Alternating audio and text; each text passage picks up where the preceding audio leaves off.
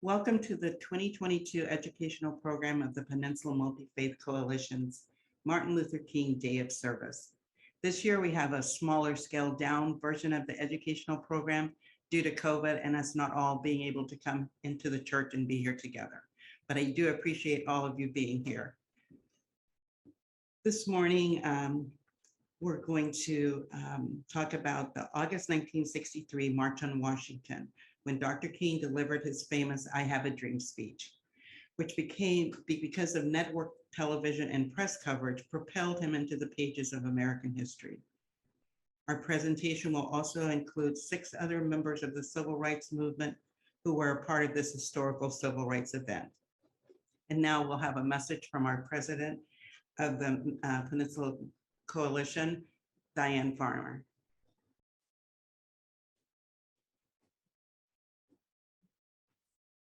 Good morning. My name is Diane Fahrner, and as Alexis mentioned, I'm president of the Peninsula Multifaith Coalition. The coalition is 24 faith houses who are joined together to build bridges and stand up for each other in the community. We welcome you to this presentation. The educational program is part of the annual Martin Luther King Day of Service. And in 2022, even with the pandemic, we have over 400 people in the community doing service at schools, providing things for the homeless, and many, many other opportunities. And this education program is one of them. A special thank you to the people who worked on this program. Alexis Lewis, from first vice president of the San Mateo NAACP. Reverend Michael Cronin, pastor of the Island United Church. Daryl Koltzoff and Brent Ganetta for their IT expertise. Thank you very much and welcome.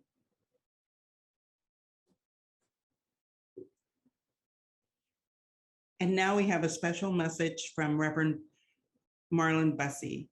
She wasn't able to join us live today because of a prior commitment. Dr. Bussey is the pastor of St. James AME Church in San Mateo and has been since 2009. She's an active community leader and a retired high school counselor. It is my pleasure to have her welcome you to our educational program this morning.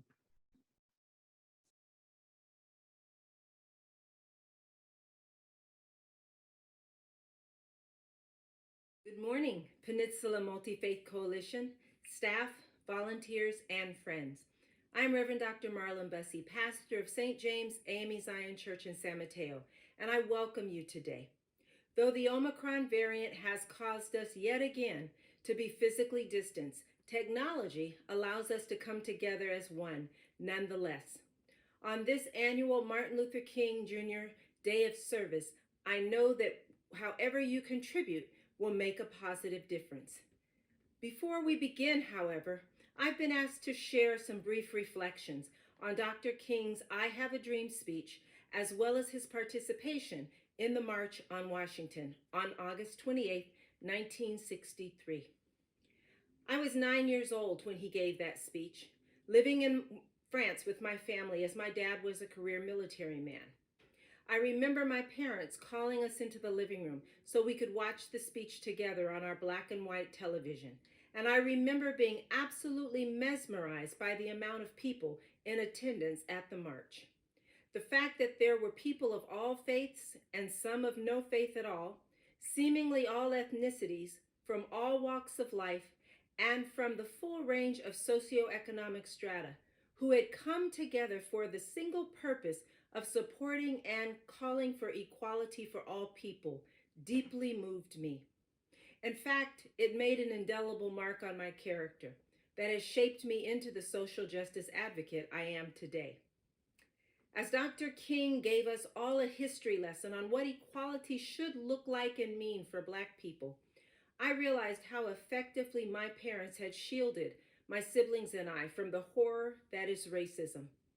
I also realized that there was an actual system in play that made the quality of people's lives different based on the color of one's skin. Even at 9 years old, I knew that wasn't right. And when Dr. King said, 100 years later, the Negro is still not free, that we were in 1963 and still to some degree in 2022, living on a lonely island of poverty in the midst of a vast ocean of material prosperity, I knew there was something very, very wrong. Dr. King said, now it is time to rise from the dark and desolate valley of segregation to the sunlit path of racial justice. And I agree that it is still time to rise. We may want to believe that segregation is no longer, but all we have to do is take an honest look at the price of housing just in San Mateo to know that far too many are not able to access the American dream of home ownership, and far too many can't even find rental housing they can afford. He also said it is time to lift our nation from the quicksands of racial injustice to the solid rock of brotherhood.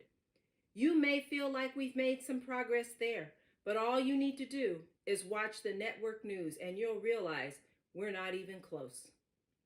Dr. King said, it's time to make justice a reality for all of God's children, and I would say by whatever name we call him.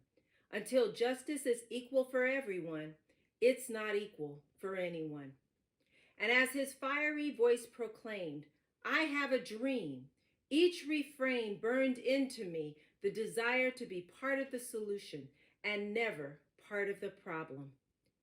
His dream that one day the sons of former slaves and slave owners would be able to sit down together at the table of brotherhood must be our dream. His dream that America would be transformed into an oasis of freedom and justice must be our dream.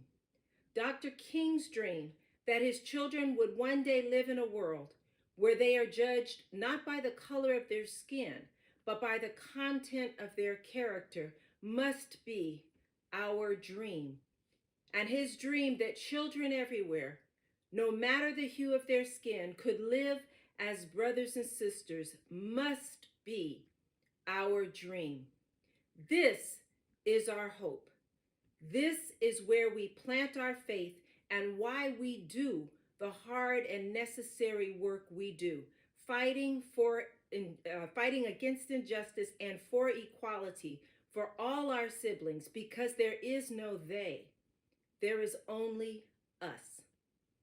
As Dr. King so eloquently stated, this is our hope. If America is to be a great nation, and I would add parenthetically, if California is to be a great state, and if San Mateo County is to be a great county, these things must become true. Amen, Amin, Shalom, peace, and blessings to you all. Enjoy your day of service. Bussey.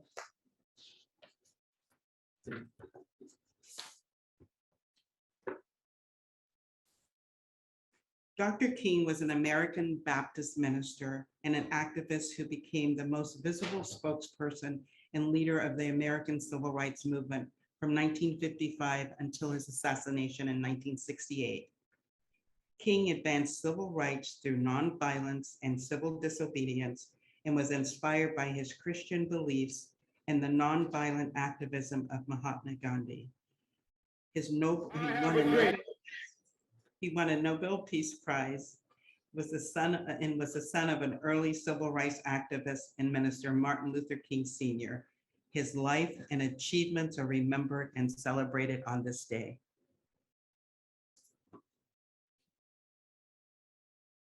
I have a dream that one day this nation will rise up and live out the true meaning of its creed.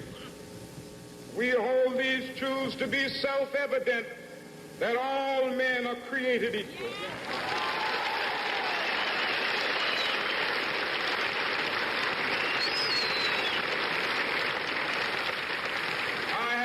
dream that one day on the red hills of Georgia, sons of former slaves and the sons of former slave owners will they be able to sit down together at the table of brotherhood. I have a dream that one day, even the state of Mississippi, a state sweltering with the heat of injustice, sweltering with the heat of oppression, will be transformed into an oasis of freedom and justice. I have a dream. My 4 little children will one day live in a nation where they will not be judged by the color of their skin, but by the content of their character. I have a dream today.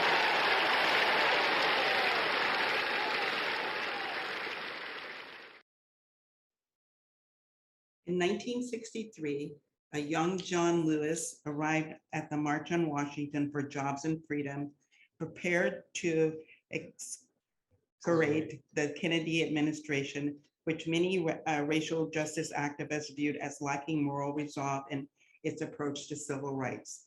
The speech was so damning, though, that other leaders asked Lewis to tap it down. But even after a thorough edit, Lewis's words demonstrated how radical the civil rights movement truly was. Lewis and his peers didn't just want to desegregate public spaces and acquire voting rights. They wanted to disrupt an entire system, knowing that Black Americans couldn't be free in a country afflicted by unchecked police violence. This serious social revolution, as Lewis put it, is still unfolding 50 plus years later. John Lewis was elected to Congress in 1986 and served 17 terms in the US House of Representatives. He is remembered by friends and colleagues as the conscience of Congress, who inspired a new generation of activists. John Lewis had several memorable quotes, but the most memorable by far is, "Get in good trouble, necessary trouble. Do not get lost in a sea of despair." My philosophy is very simple. When you see something that is not right, not fair, not just, say something, do something, get in trouble, good trouble, necessary trouble.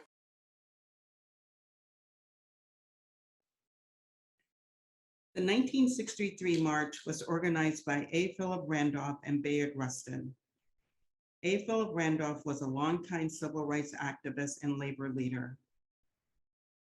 A. Philip Randolph was an American labor unionist and civil rights activist. In 1925, he organized and led the Brotherhood of Sleeping Car Porters, the first successful African-American-led labor union. In the early civil rights movement and in the labor movement, Randolph was a prominent voice. The march was part of the rapidly expanding civil rights movement that drew support from all factions, which involved demonstrations and nonviolent direct action across the United States.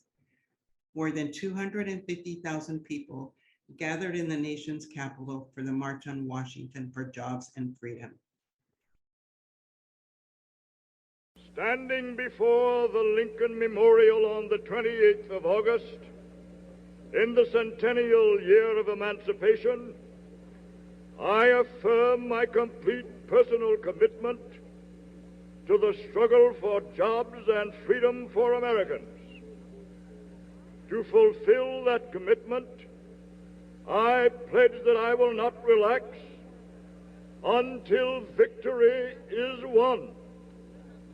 I pledge that I will join and support all actions undertaken in good faith, in accord with the time-honored democratic tradition of nonviolent protest, of peaceful assembly and petition, and of redress through the courts and the legislative process. I pledge to carry the message of the march to my friends and neighbors back home and arouse them to an equal commitment and equal effort.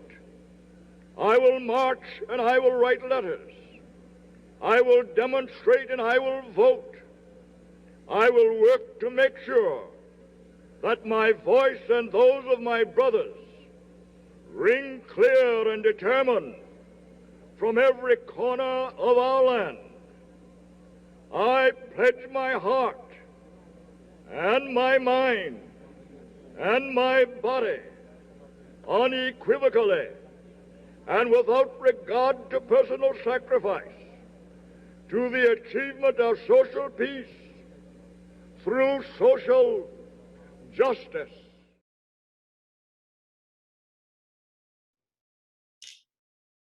A supporter of the civil rights movement, Rabbi Uri Miller served as the co-chairman on the President's Committee on Civil Rights from 1963 to 1965. Rabbi Miller was involved in the Baltimore Jewish Board of Education, assisting in curriculum development at Baltimore Hebrew schools, and served on the Baltimore Executive Board of the Boy Scouts of America. On the day of the 1963 March on Washington, Rabbi Miller was the president of the Synagogue Council of America. He recited a prayer during the march. It included, "Thou hast endowed all men equally with the right to life, to liberty, and to the pursuit of happiness. Enable us through this demonstration to sensitize all Americans, and especially those in positions of power and authority, to this concept of equality." Thou hast endowed all men equally with the right to life, to liberty, and to the pursuit of happiness. Enable us through this demonstration to sensitize all Americans, and especially those in position of power and authority, to this concept of equality.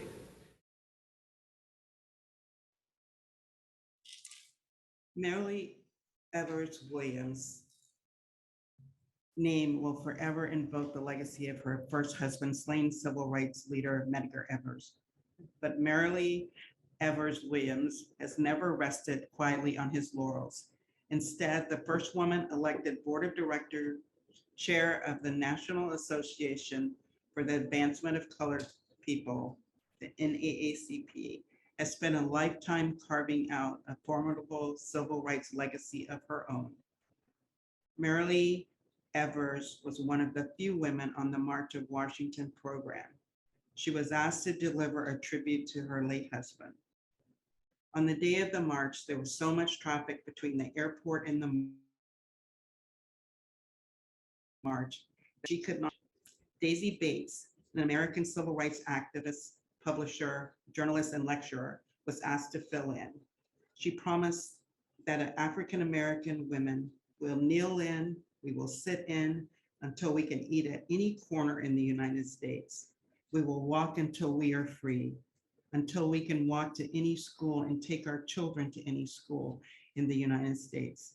And we will sit on, and we will kneel in, and we will lie in, if necessary, until every Negro in America can vote.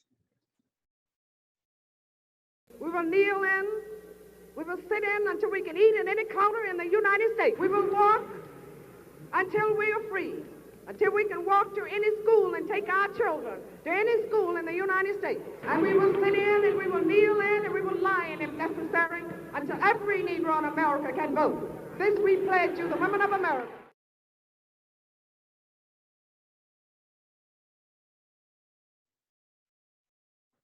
The program at the Lincoln Memorial featured an impressive roster of speakers. Dr. Martin Luther King Jr. closed the program. Midway through his prepared address, King abandoned it after Mahalia Jackson shouted to him, "Tell him about the dream, Martin. Tell him about the dream," changing the entire course of one of America's most famous speeches.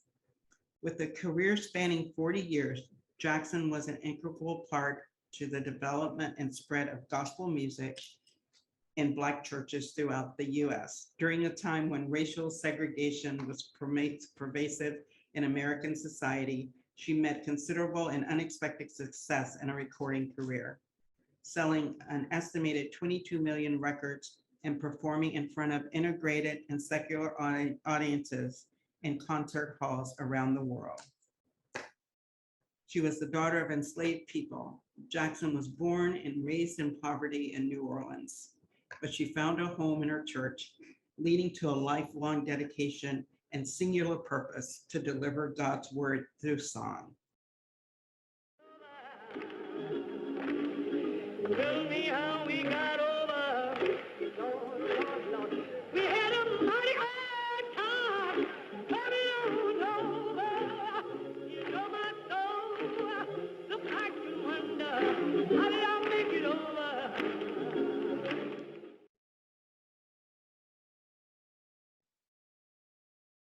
Bayard Rustin was an African-American leader in social movements for civil rights, socialism, nonviolence, and gay rights. Rustin worked with A. Philip Randolph on the March on Washington movement to press for an end to racial discrimination in employment. Rustin later organized Freedom Riders and helped to organize the Southern Christian Leadership Conference to strengthen Martin Luther King's leadership and teachings about nonviolence, and later served as an organizer for the March on Washington for Jobs and Freedom. He provided material and legal assistance to those evicted from their tenant farms and households. Rustin became the head of the AFL-CIO A. Philip Randolph Institute, which promoted the integration of formerly all-white unions and promoted the unionization of African Americans. During the 1970s and 1980s, Rustin served on many humanitarian missions, such as aiding refugees from communist Vietnam and Cambodia. In the 1980s, he became a public advocate on behalf of gay causes, speaking at events as an activist and supporter of human rights. At the time of his death in 1987, he was on a humanitarian mission in Haiti. President Ronald Reagan praised him, and on November 20th, 2013, President Barack Obama awarded him the Presidential Medal of Freedom.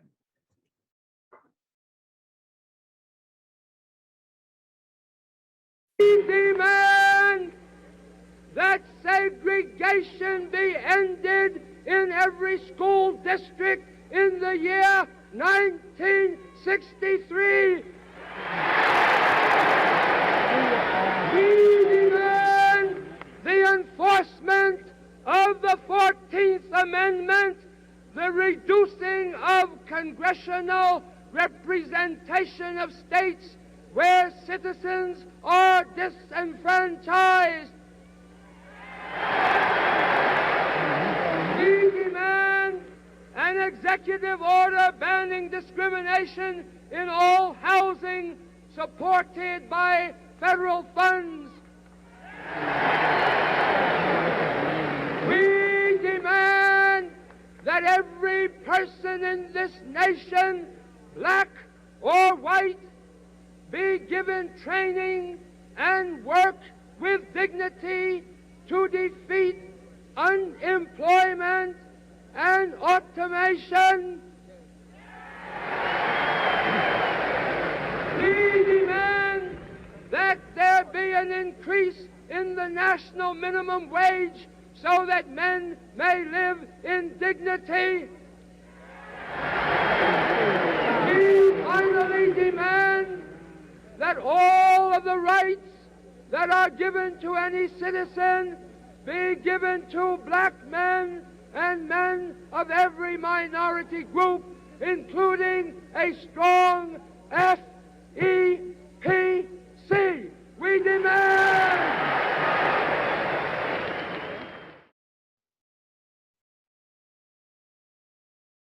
This concludes the educational portion of our program. And now we're going to open up the Zoom to comments, questions, statements, anything you'd like to say. You can raise your hand and Daryl will unmute you, or you can put your comments in the chat.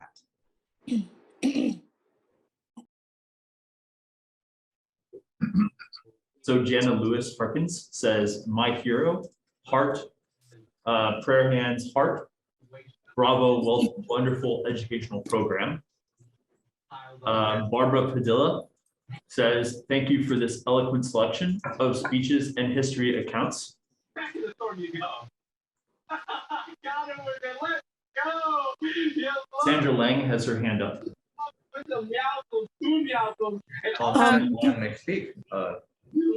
It said that Catherine Haysbert is speaking. I wanted to thank you guys for putting on this educational event to show that everything that they marched on Washington for, these things are still, we're still fighting for them today, except for the children going to school, but the voting and things like that. So thank you very much.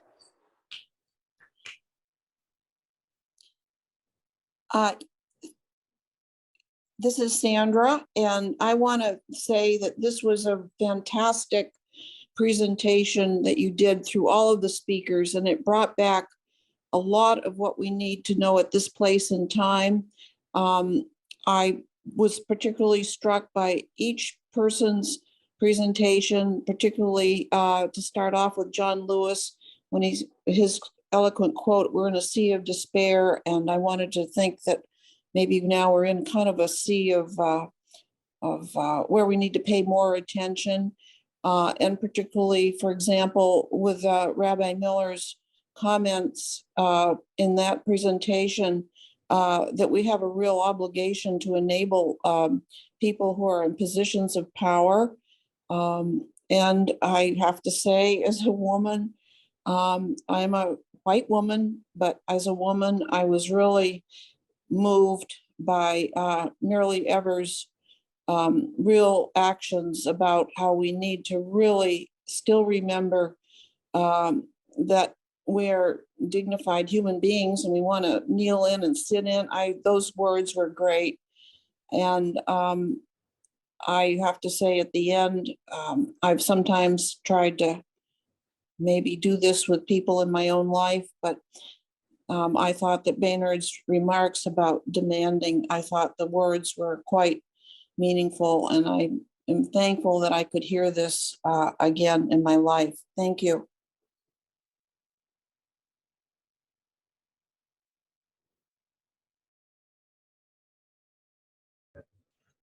We have a question in the chat from Barry Dixon. What motivates you each day with this history in mind?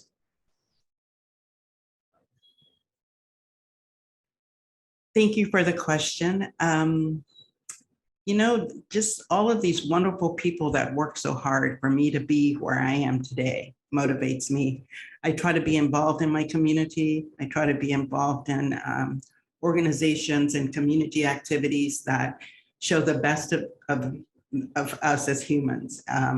I try to teach my children, my grandchildren, the history of these great people so that they know that there were people that have been fighting for them for hundreds of years. So not one singular thing motivates me.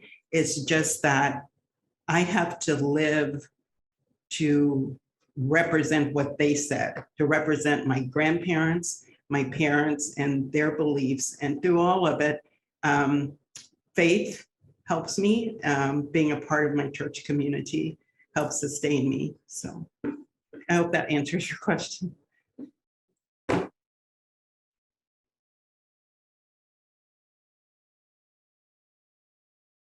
An enlightening session.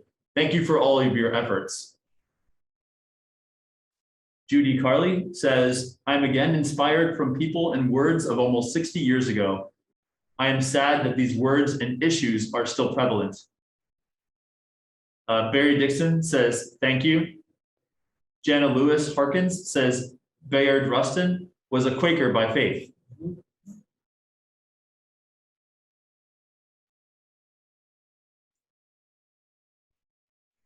Martha Phillips says, proud to say that my parents were part of the original march on Washington. Martha Phillips says, also, thank you for a thoughtful and educational program. I'm sharing it with the next generation.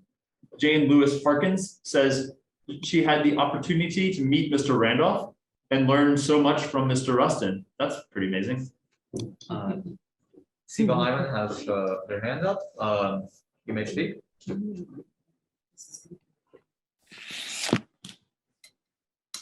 Siva? Thank you. This has been a wonderful program. Alexis, you told us what inspires you or what supports you, but what in all your, well, just this past year, what is it that inspires you? What has happened that tells us that things are improving?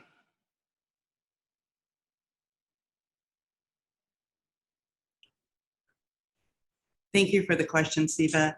I guess I would say the election of Vice President Kamala Harris is something that inspires me and warms my heart. I've had the pleasure of meeting her, so I feel a special connection with her.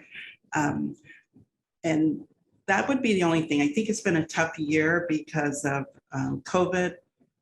I think that our government is trying to get their act together to make the lives of Americans better.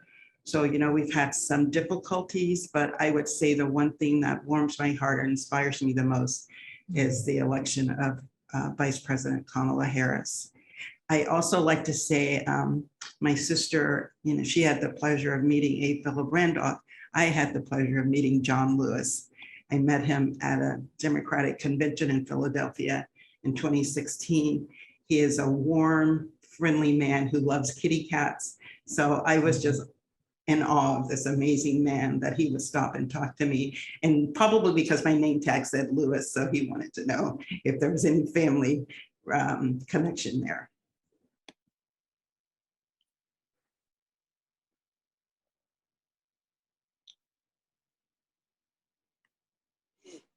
Sylvia Hyman, go ahead. All right, Oh, I have a second follow-up question, and that is, what can each of us who are here today do that we're not yet doing?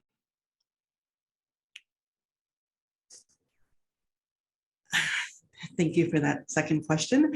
I'm not sure what people are not doing. I just know that our government controls so much of our freedom to vote, our freedom to, I guess, vote. That's one of the most important things. And I think right now voting rights are under attack.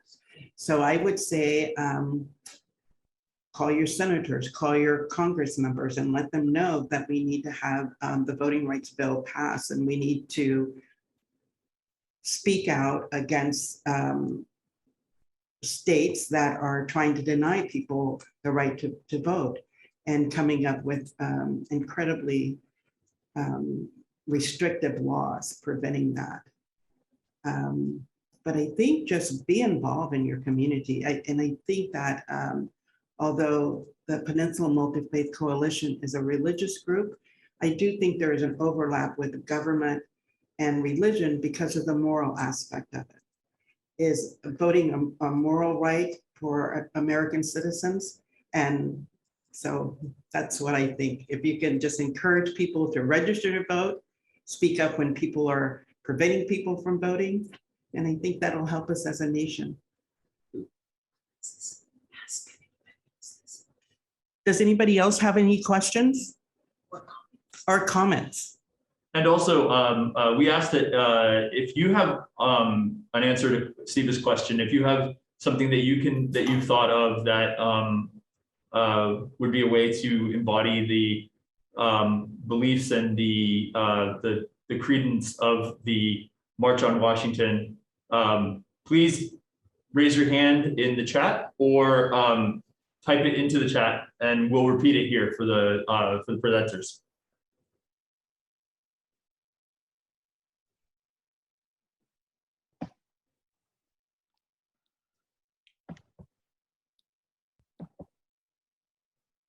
Go ahead, Barbara.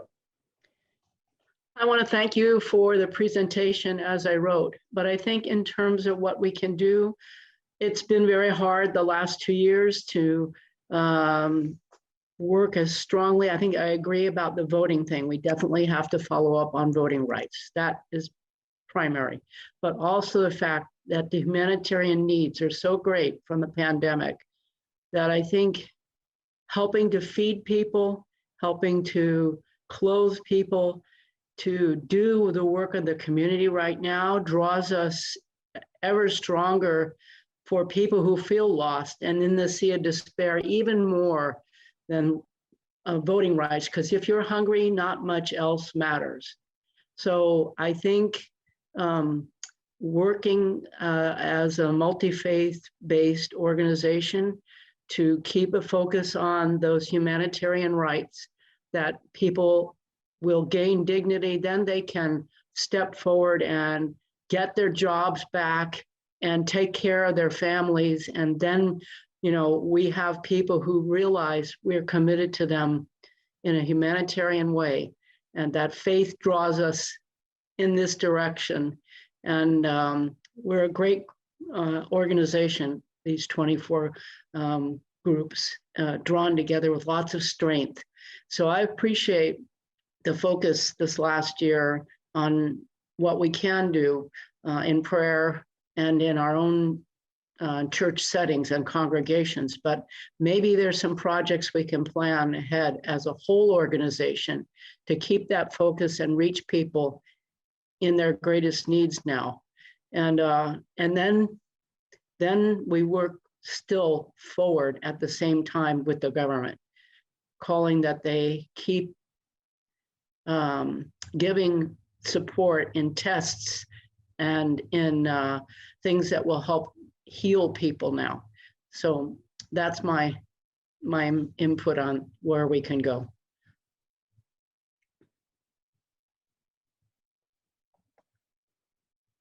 Now, are there any other comments? We also have Jenna Lewis Harkins saying, the closer you live to a political leader, the more impact you have on affecting change. Where you park, when and how you dispose of waste is determined by your political leadership. How and when you vote is under attack.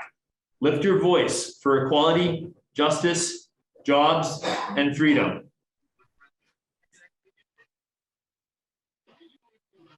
Terry Lewis Headley says, great presentation. Thank you for being of service. Jana Lewis Harkins also changed her picture to the March on Washington for Jobs and Freedom button. Martha Phillips changed her picture, that is. And Jana Lewis says, love your button, Martha. And Siva has her hand up again. We have talked about food, but in this equation of needs, needing food, clothing, and shelter, it's shelter that is out of proportion. I see it as the bigger stumbling block, and I don't see any solutions for the cost of shelter.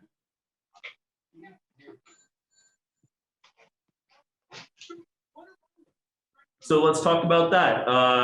Does anyone have any ideas for making it so that shelter is something that's affordable for people? You can either raise your hand or you can say your answer in the chat, and we'll also ask the speakers if they have ideas.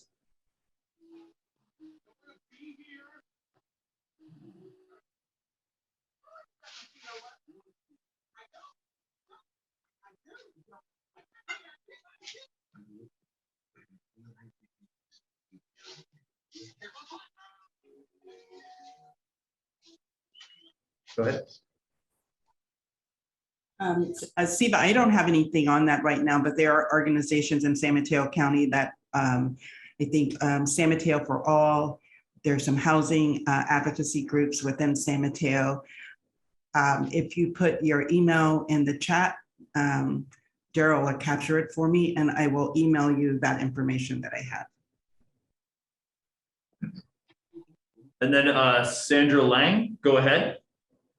Thank you very much for the lady who just brought up the issue of shelter and being a little bit involved in some of this policy stuff. I liked what I heard about how we connect the humanitarian needs, because essentially people are suffering at a very basic level. It's not to say that we need the organizations that we have in this county, but I think to rely on them is important. But I feel it's frustrating to see what we see and hear about every day, and that there needs to be a clearer message to our political leaders that they need to have a much more informed conversation about the real level of needs in this county. I've seen many reports on demographics and all of it, but you can't reduce people just to numbers in a policy. And I think that when we speak out, thank you very much for having this opportunity today to say this, because we need, as they say, who is the they? I guess it is we. Our political leaders need to hear more clearly what it's like to probably have worry where the next meal is going to come from and how you're going to meet these ridiculous costs of living. And by the way, this is not just the case here. It's pretty much the case in most areas in this country. So I don't have an answer, but we need to, I guess, raise up our voices a little bit more, however we can do it. And thank you for inspiring us today. It's important.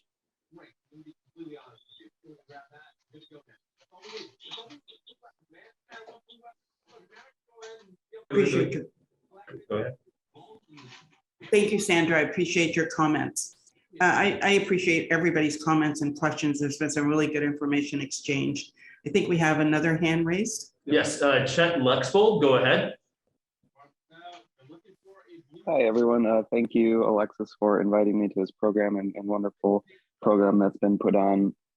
I was inspired by a few words, and then I'll try to turn to the housing commentary that's just been happening here. I was inspired at first by Reverend Bussey's the comments in Turning Dr. King's speech of, I have a dream into, a call to action for all of us, that we all have to have Dr. King's dream, because the one individual is not going to be able to create the change that is necessary to achieve justice, to achieve racial and social and economic justice.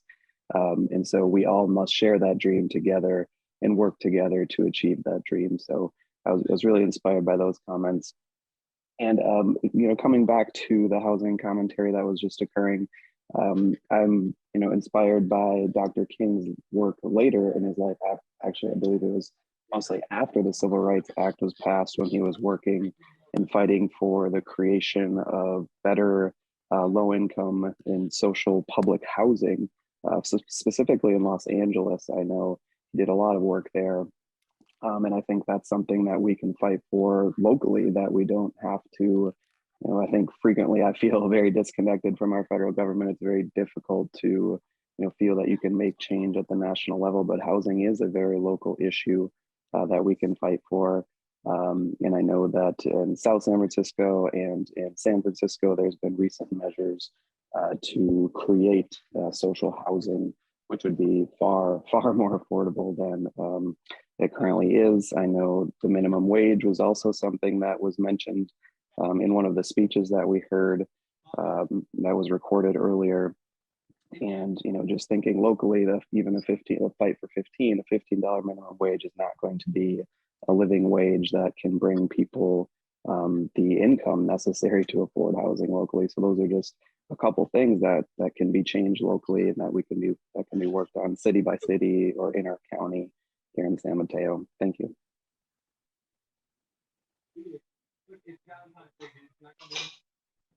Thank you, Chet, for that. Does anyone want to comment on anything that Chet said? Barry. Oh, Barry? Thanks. I just want to say again, that was I like how you lined up that presentation. That was great. And it's a really good start to this Monday. In terms of some of the things I think that we can do, I think we have to really focus on the local level. And I think that that's something that we really have lost sight of. And the local level, not just in our own communities, but we have friends, we have family in other places that are being impacted by things like voting rights and housing, and how we can maybe communicate, inspire them to impact their local communities as well. In terms of housing, again, I think that starting to build on the corridor, the rail corridor, I think is important, but it's going to require all of us to be flexible in what will be in our neighborhoods if that venture continues to go on. I think we're all going to have to be willing to give up something to get something, and to share in the resources that we have to allow others the opportunities that we're envisioning here today. The housing thing is a very, very difficult situation. And I agree. It's not just California, it's throughout the country in so many different places and impactful in so many different ways. But I think if we, meaning us here today and others that we know, can more readily involve ourselves, I think, on the local level and be willing. And I think it's a big willing, because it's going to be a sacrifice to us too. We're going to have to be willing to give up something so that others can have something, so they can participate in the community more readily.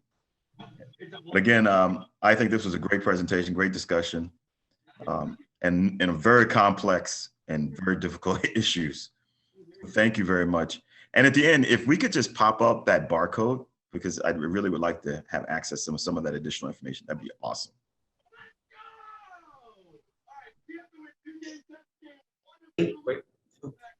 Thank you, Barry. I'm sorry, what was that you requested? What did he request? He wants the barcode. We will be putting up the phone barcode display at the end of the presentation, yes. Okay, all right, Diane? I was just going to invite you, Barry, to contact us, because if you have any ideas of what the coalition could do, I really would like to hear your ideas. So if we could be in contact regarding that, we would be in contact regarding that. Thank you very much for your comments. Next is April Vargas. Yes, good morning. Thank you for organizing this. I want to agree with what Barry just talked about, the importance of acting locally. And one of the groups that have been most forgotten in San Mateo County is our farm workers. There's a group of people now that are working specifically on farm worker housing. And one thing that we want to investigate is all of the federal money that's going to be available to the county now because of the infrastructure bill passing. And we want to find out who exactly on the county level is going to be making decisions about how that money is going to be allocated in ways that San Mateo County residents can have impact about who's getting that money, what kind of programs are being considered, and what other ideas can be incorporated. Because this is going to be millions and millions of dollars. And now's a time to speak up for the people that really need the help and to make our county more equitable and fair when it comes to housing as well as everything else. So thank you. Thank you, April.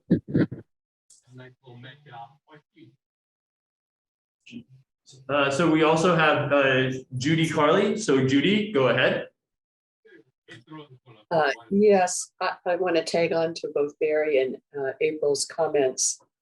I agree with Barry that, movement forward is going to cost us something. And I'm thinking particularly of when we have votes on how housing is allocated in the county. For instance, fourplexes that are being promoted, and how we are holding on to the single family dwelling so tightly. And because we don't want that to be disturbed. And I think we have to look at that kind of seriously. Also, this is a very affluent county generally, so that when we try to build low-income housing, a 40%, 50%, or 60% of area median income is extremely high. So we're not taking care of the people really who need housing. And I'm not talking about the homeless. I'm talking about people of, who have a decent income, but not an income to be able to reach the sense of what is allowed for low-income housing. And I would just like to end with, I just finished John Meacham's biography of John Lewis. And when I finished it, I felt, what a beautiful, wonderful, powerful man he was, powerful in his nonviolent approach to everything. And what I really treasured was his consistency. He never gave up on the beloved community. And it was his faith and his openness to other traditions that allowed him to be the man that he was and to be the leader that he was.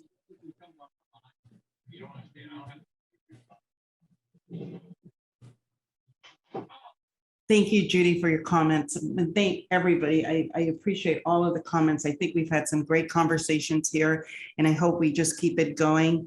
You're always welcome to participate in the Peninsula Multifaith Coalition, and you can put suggestions. We'll have a survey that goes out. You can write your suggestions about future projects that we can, or causes that we can take up. We appreciate your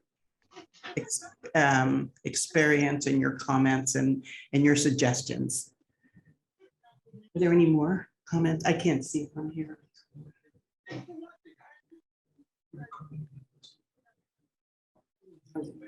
Are there any more comments?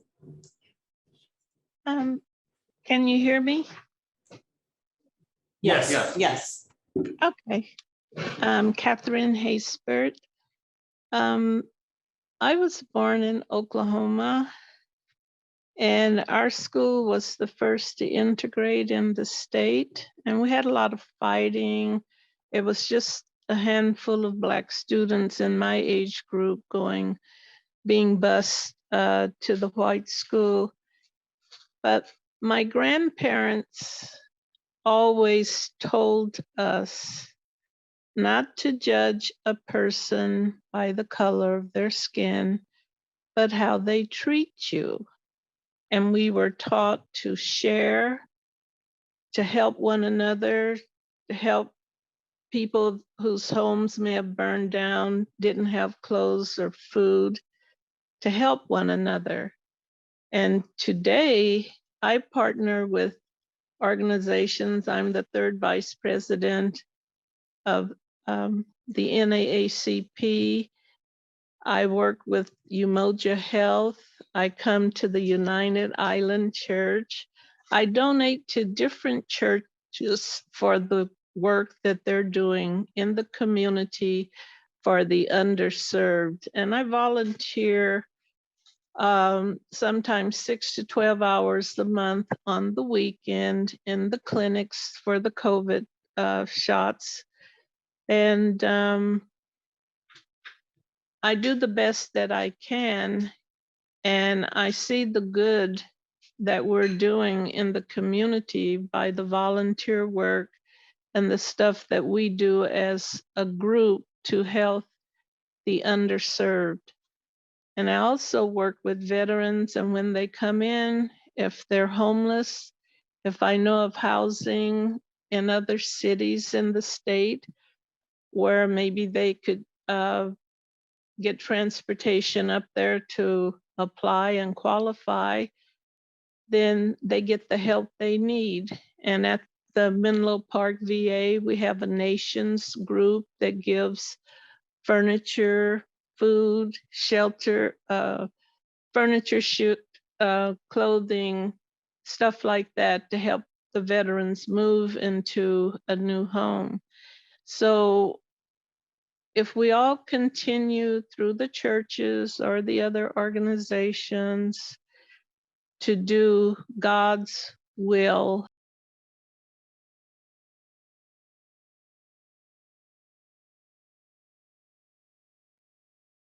Catherine, were you finished? You had hit your mute button the last few seconds of your conversation. Okay, I'll take that as you're good. I wanted to say that I think that what John Lewis said about getting into good trouble is good advice. I think there are organizations that you can join that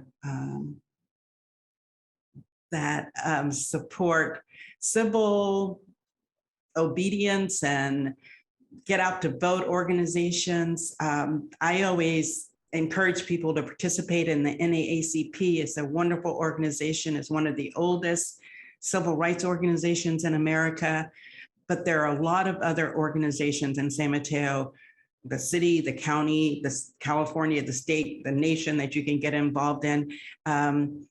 If you type in good trouble on Google, it'll probably lead you to a couple of those places. And I'm sorry, I don't have those, but I can send out some information in our follow-up email. I want to thank you all for being here this morning. Thanks to my family, my friends, my church members, my members of the Peninsula Multifaith. It warms my heart to see all of you, and thank you so much for being here. I want to now turn it over to our wonderful pastor, Reverend Michael Cronin, and he's going to sing for us.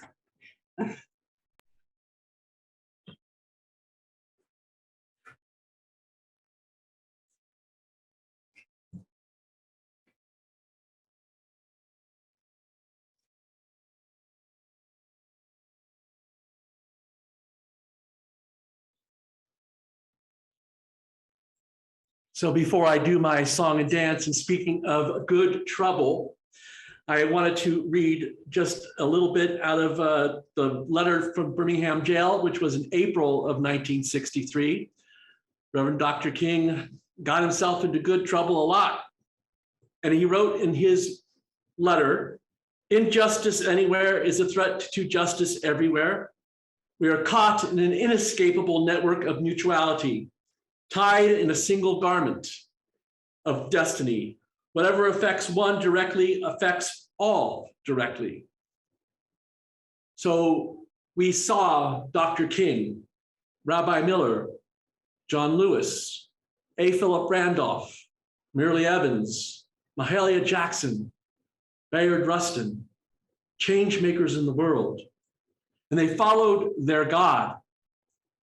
You be you. You follow your animating force and continue the work toward that dream and be the dream. And join me, if you will, in singing, "We shall overcome, we shall overcome, we shall overcome someday. Oh, deep in my heart, I do believe we shall overcome someday. We'll walk hand in hand. We'll walk hand in hand. We'll walk hand in hand today.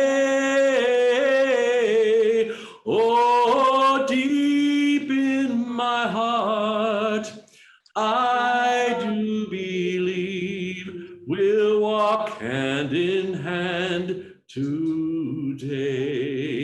And the truth shall set us free. The truth shall set us free. The truth shall set us free today or someday, but deep in my heart, I do believe the truth shall set us free someday. So I invite you to go in that truth, to go in love and go in peace and go in joy. Dream and dream big. Thank you. Thank you.